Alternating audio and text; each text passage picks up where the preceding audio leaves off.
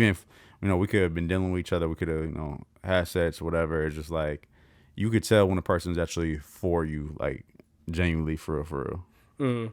Yeah, and I think the reason I kind of want to bring it up is like, what kind of signs do you see for someone who you think that genuinely is like for you? Because like, hey, I fumbled. Yeah, I would say one like an example of it would be like, say I'm working on like the stuff I do with Trey with the TV show.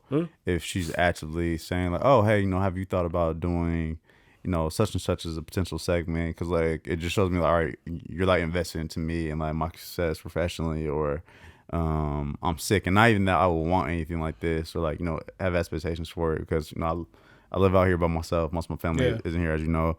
But like I've had a woman who she knew I was sick, and she sent me a care package, and it was like some small shit, but just like the appreciation of like knowing like, oh, actually like you really care about me, because it is hard when you're sick and can't move and get out of bed to navigate that stuff. No, and I think that's a real one, because I think also too, like the twist of this question is like, I feel like at times we fumble that, and there are the signs, because like stuff like that. I remember early on getting stuff like that, and or like that being presented, and I didn't like really see it because I didn't take it as valuable, because I was like, all right, what do I gain from this, from like the lustful side of it? So it's kind of like, this question is meant to like really stop everyone to think, being like, who's giving you the attention you really want. And who looks good and who's good for you. Yeah.